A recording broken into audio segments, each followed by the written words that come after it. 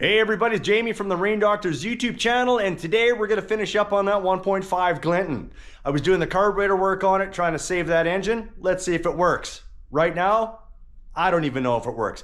But before we jump into that video, I've got another video that I want to give you guys some insight on.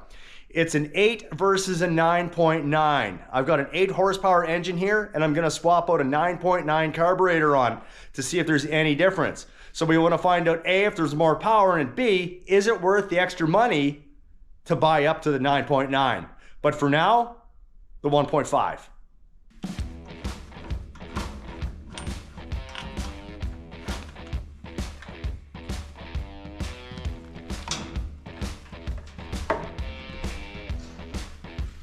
All right, we're in the tank.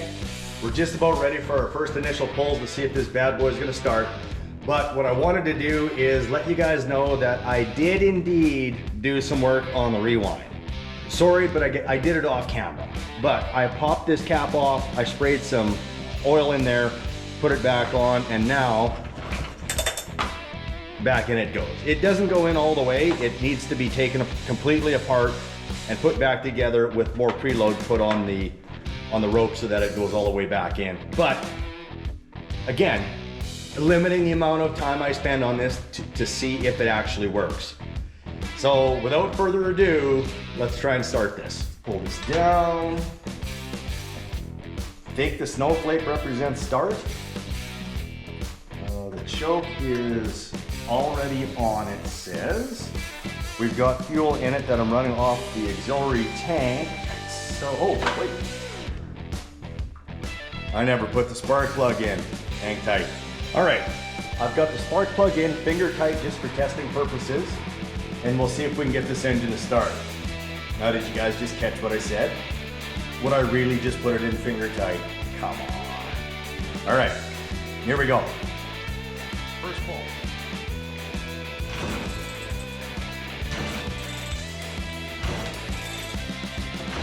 10,000 pulls later. Okay, so we seem to have an issue. Obviously it doesn't want to start.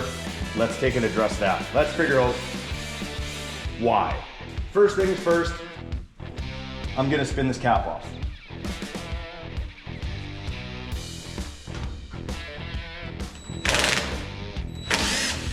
Quarter-inch nut driver. Oh, this is odd. It's taking off this whole assembly. Interesting. So I don't know, this might just limit the amount of air that it gets, or I don't know. I don't know why it's there. Okay, so we can see that the choke was on, but do we see any fuel there though? I don't see any fuel inside there. So either the fuel's not being drawn up, there's no vacuum being created to pull a fuel through, or the choke itself maybe isn't sealing tight enough. So what we're gonna do is we're gonna take and manually cover that and give it a couple pulls and see if it starts.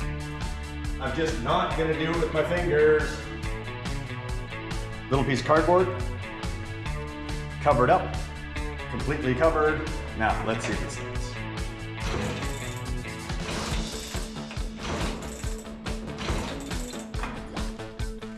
Nothing. So what we would look for on this would be remnants of fuel. It looks like maybe fuel is getting there.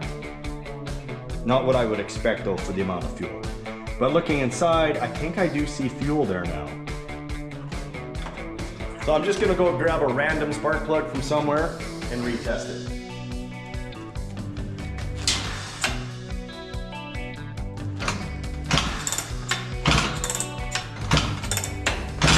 Okay, it is sparking. All right, I've tried to put fuel in through the carburetor. I've now rechecked for spark, made sure it has spark. I've now put fuel directly into the cylinder. Let's see if it fires.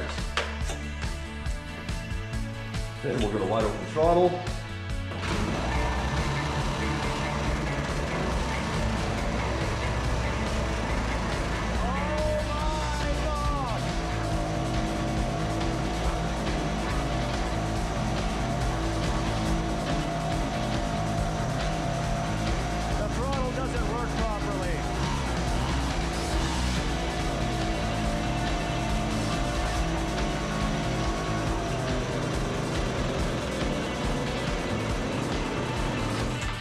All right. It runs. Yeah, it runs. The throttle only works at high throttle and then goes back to about, I don't know, 3/4 throttle, and then there's nothing past it to slow it down. So another thing to look at. I now have to clean out the fuel tank, get a new barb, put this cover back on, and yeah, I think we won. All right, there we have it. The 1.5 Clinton runs. Albeit, I've got to do some more stuff to it. I got to clean out the tank, replace that fuel line barb, adjust the carburetor linkage so that I actually get high and low speeds. As you noted in the video, I only had high speed. I had to physically choke it in order to get it to stop, but it's a positive, right? Yes, I have to do more work.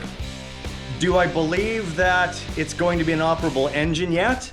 I'm 95% yes, 5% no. I've got to check and see if it's going to overheat. There's other things, whether it's going to idle. We just know that it runs, which is fantastic. I guess it's my choice if I want to carry on with it or not, or maybe I'll call the customer and say, hey, we've got a good chance of getting this to work. Is it still worth it though? Is the money still worth being put into this 1.5? If I even charge out an hour, for example, at $140 an hour, that's far less time than I've put into it. I'm going to lose money on this if I keep going, but I'm also going to lose money now on it for sure if I stop. So I think what I need to do is keep going. That's a wrap for this video. I really appreciate you guys coming here to finish off this finale with me. It's been a task to get this little guy up and running. I had to think outside the box for a couple of things, but we got it running. Yeah. All right, like, comment, subscribe, and again, I've got another video coming out right away comparing an 8 versus a 9.9.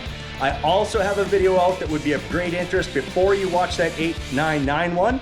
I've got a 2.5 versus a 3.5 with the same kind of background story to it. Is it more powerful, and is it worth the extra money to buy? All right, I'll see you guys at that video. Later.